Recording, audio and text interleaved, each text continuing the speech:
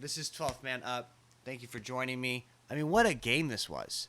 I mean, as a Seahawks fan, as a 12th man, you got to just be pleased and just kind of settled and almost relaxed a little bit because we got through the big game.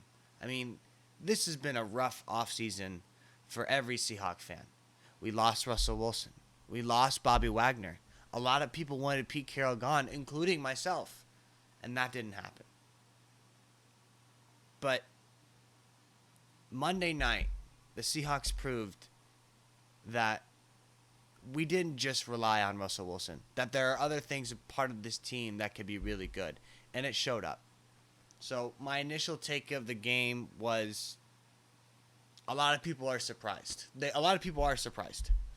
I wasn't. I wasn't surprised. I knew it was going to be a close game, closer than a lot of people thought. Did I think we were going to win? No, I didn't think we were going to win. I'll be honest about that. But I knew it was going to be a hard-fought game. And I'm just pleased as to how it turned out because this is a good way to build the culture as a team, as I have been talking about for a while now.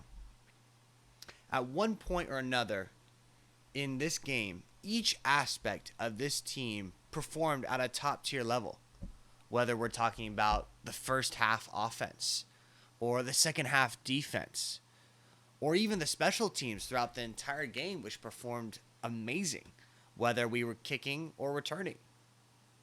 The coaching was insane. The play calls, I'll get to that in a little bit.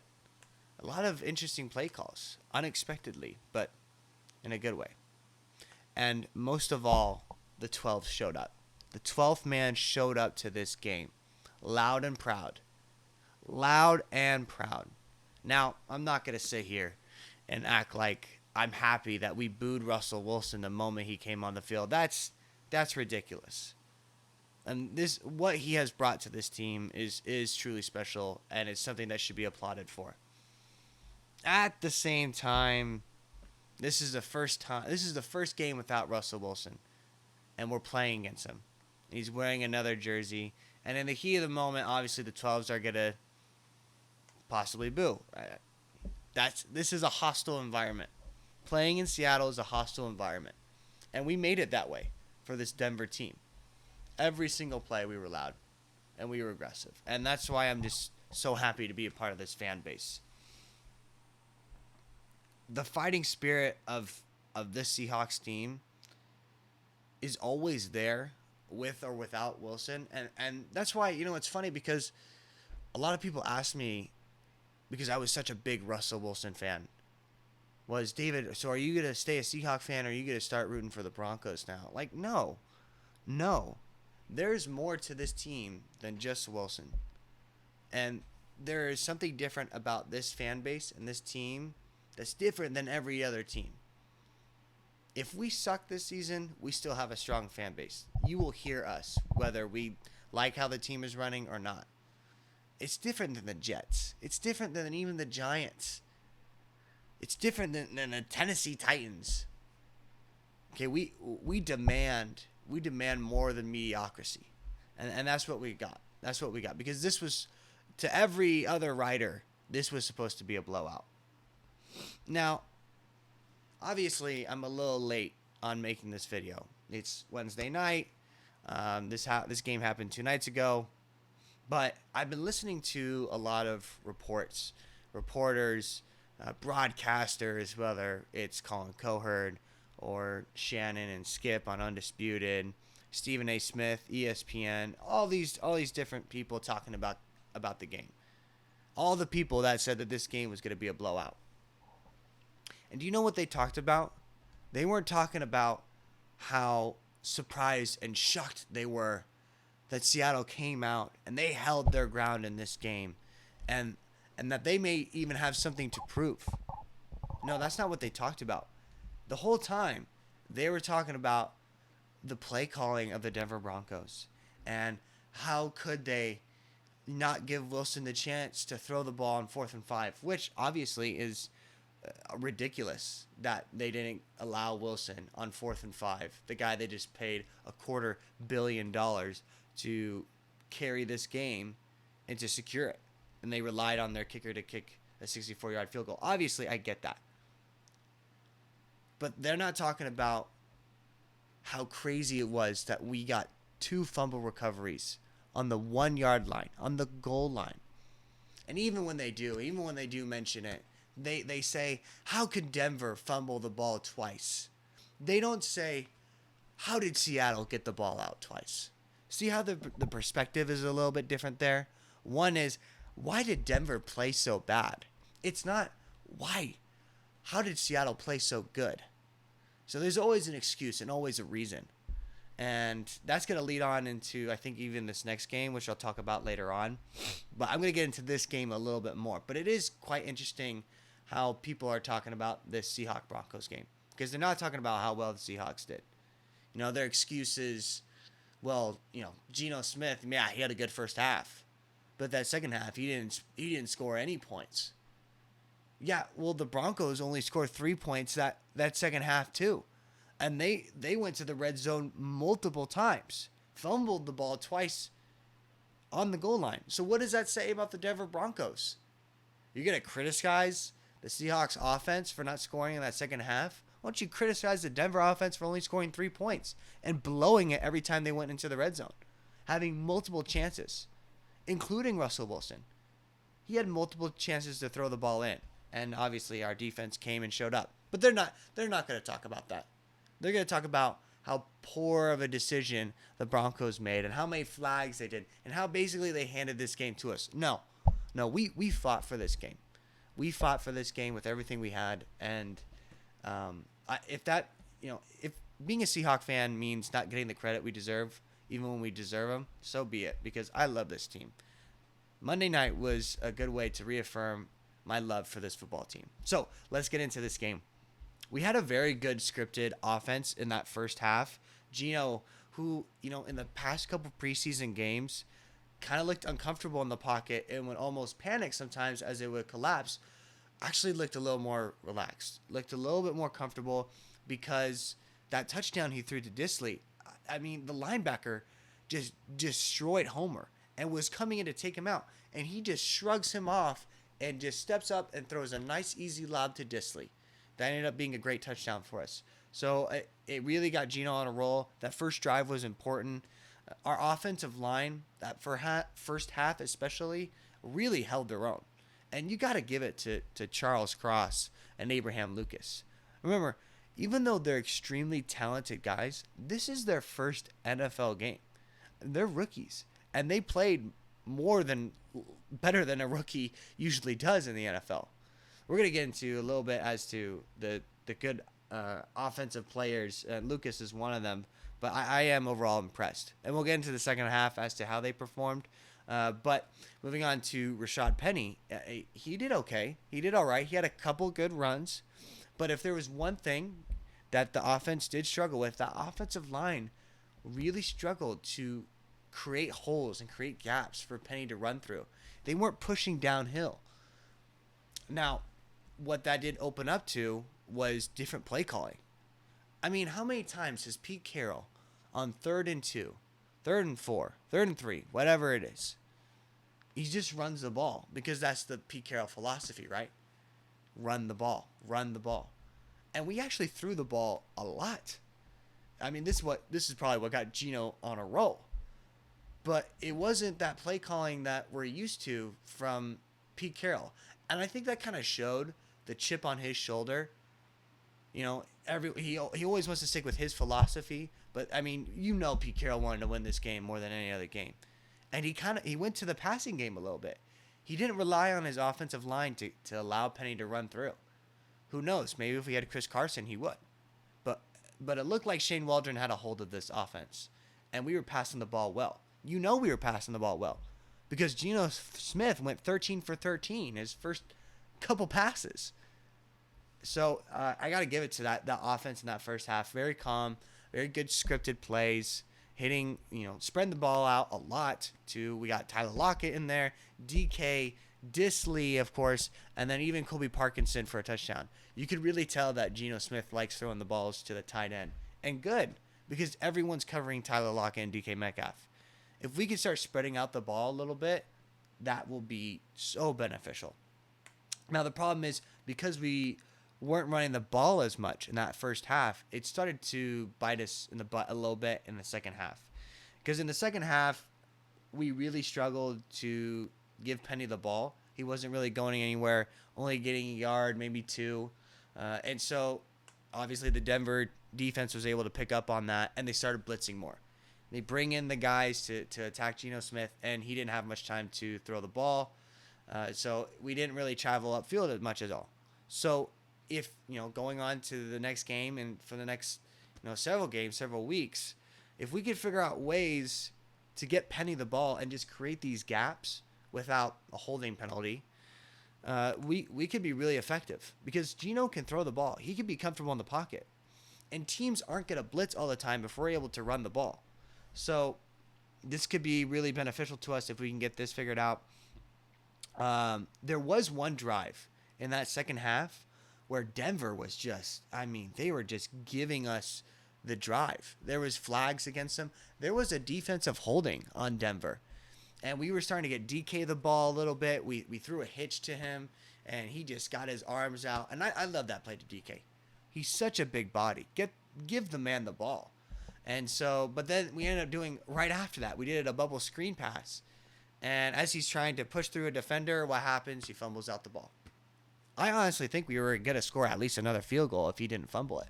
We were starting to really get into a rhythm. Unfortunately, we gave up the ball. And in a situation like that, when, they're making stupid mistakes and all the holding penalties and whatnot, the offsides, we shouldn't be making those kinds of mistakes like fumbling the ball out. And I'm sure we'll figure it out, hopefully. Now, give some recognition to some offensive players. I mentioned him a ton already, but I'll mention it again, just his stats in general. Geno Smith, he had 2 touchdowns, went 23 for 28, and had an 82% QBR rating, which, by the way, was better than Russell Wilson's by far. I mean, he performed great. What I really like about his game was he didn't make a lot of silly and stupid mistakes, which is why Pete Carroll started him in the first place. I get everyone wanted Drew Lock to start. A lot of people did. There's more potential. He could do more. He can hit some of those deep balls really well. But he wasn't turning the ball over at all. And I gotta give him that. Obviously, there was one play where Charles Cross got beat, and he fumbled out the ball, blindsided. But I'm not gonna give Geno Smith a hard time for that. He did really well. The tight ends. Disley did fantastic. He had 1 touchdown for 43 yards with 3 receptions. Parkinson, same thing actually. He had 1 touchdown, 43 yards, but only 2 receptions. And I got to give it to Abraham Lucas especially. I mean, he had 0 sacks with 55 snaps played. The Pro Football Focus gave him a 71.6% grade for his first game. There's a lot of potential with this team and what we could do if Geno Smith or a future quarterback who plays for this team has time, and that we can run the ball effectively too. There's a high potential for this team, and I just needed to see it in the atmosphere, see it in the culture in this first game. And I know it's tough to continue this because there was so much hype surrounding this game, but if we can keep this culture and this momentum going, we could be a scary team. We could be a reason why certain teams don't go to the playoffs. And who knows, maybe we'll end up in the playoffs. It's crazy to think about. And I know it's only the first game, but that's the thing about this team. You just don't know. Is someone really saying today that the chances for the Seahawks making the playoffs is just impossible? No. Everyone thought it was impossible for us to beat the Broncos. Everyone did. Moving on to our defense. And this is why we really won. Outside of the stupidity of the Denver Broncos, which I gotta give them credit for. That was really dumb. What team really looked like they knew what they were doing? Because aren't we supposed to be the younger team? The Broncos looked, immature out there with a lot of flags, a lot of silly mistakes. Our first half defense, I'm not gonna lie. Obviously, our defense did fantastic. But the first half, that first drive, we were blowing coverages. But you got to give it to the 12th man. They came through. causing a bunch of false starts on the Denver offense and forcing them to a field goal. Obviously, Russell Wilson finds a way to travel downfield. He had a lot of plays where he gave it to his running back, Williams or Gordon, and they had blockers upfield helping him gain yards. But it's not like Russell Wilson was throwing a ton of deep passes. They were able to run the ball downhill on us. And this is something I wish we were able to do really well at. If there's one thing I got to give the Broncos credit for, is they were able to run the ball pretty well.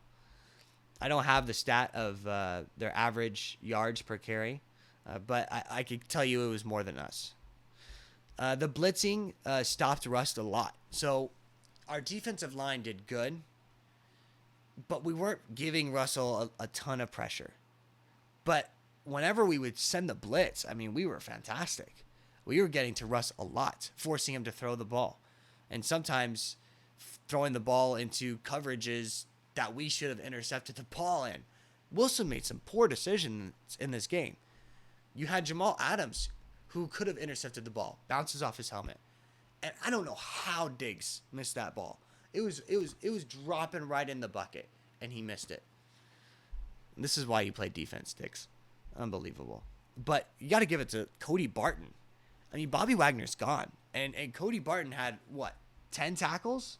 I want to find this out. I don't want to get it wrong. Yeah, he had 10 tackles, 1 sack, and 2 tackles for loss. I mean, this man played. And I was really happy to see the pressure. But we did make some mistakes. We tried to put Kobe Bryant out there on the field against Jerry Jeudy. And they recognized that. And Kobe Bryant got beat. He got beat. Pretty badly, too. And they scored a touchdown. So be it. We took him out of the game. And you know who really stepped up? Michael Jackson. He did fantastic. Tariq Woolen. I mean, these corners who were supposed to be nobodies really showed up. Especially Tariq Woolen. I'm going to get to him in a sec. But like I said, our secondary coverage was fantastic. Even if Wilson did have time in the pocket, he was just looking around for something, and he couldn't find many options. Obviously, he was able to make some plays downfield, but overall, you got to give it to a secondary that was rated extremely, extremely low on Pro Football Focus. I remember doing a video on the ratings of our defense, and I think our secondary was like second to last on Pro Football Focus, and it didn't look like that. It really didn't. So our second half, there was one play where Wilson had all day in the pocket, still not providing enough pressure unless we blitzed. And he was able to hit Sutton for a deep ball. The secondary can only cover so much, but it was those goal line stops that really did it. There is something about the Seahawks and that red zone defense that just know how to capitalize. Just fantastic. You had the big man in there, Al Woods, just being the driving force, running into the running back, running into the center, causing chaos, making it so Nuwasu could come in and cause that fumble. And guess who recovered the fumble both times? Michael Jackson. On the goal line. Both different running backs. That is insane. I think they were saying some stat that hasn't happened since like the 90s. A team giving up the ball on the 1 yard line, fumbling it since like the 90s.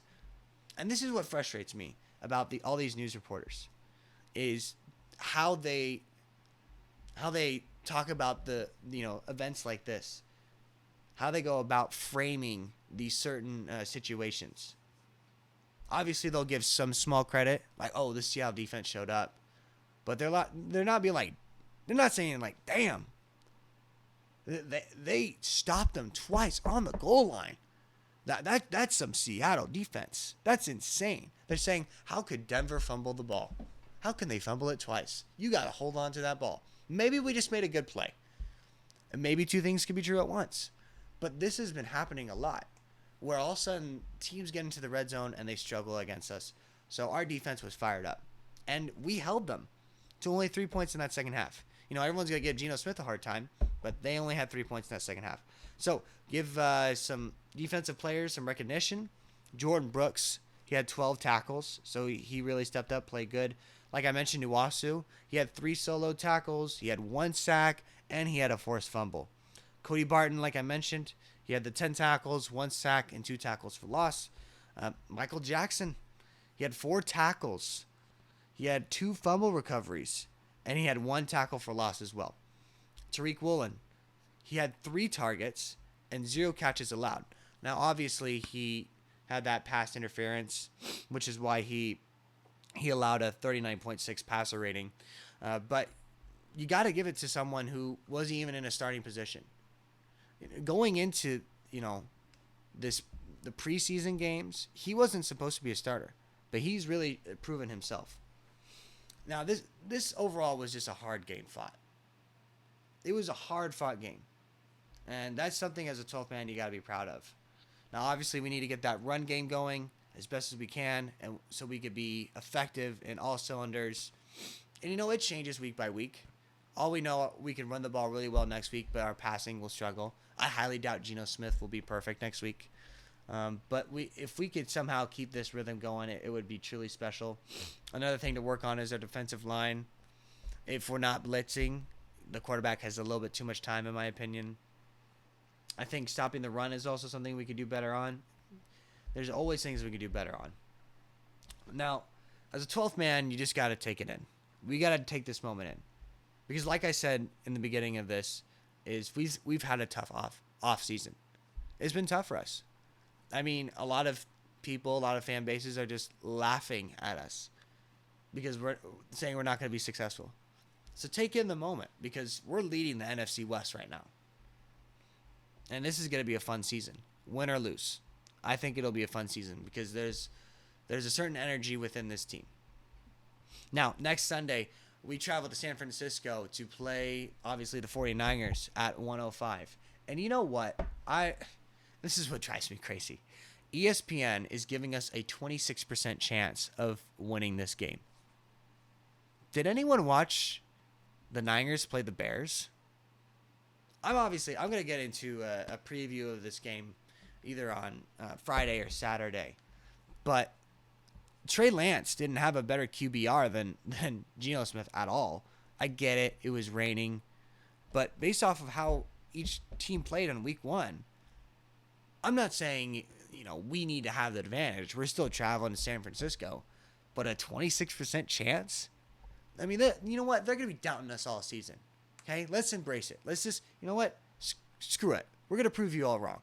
And if we don't, you're going to see us fight. So what? If we draft another quarterback next season, have these players a little bit more developed, you're going to be scared of us next season. You're going to be scared of us at the next coming seasons.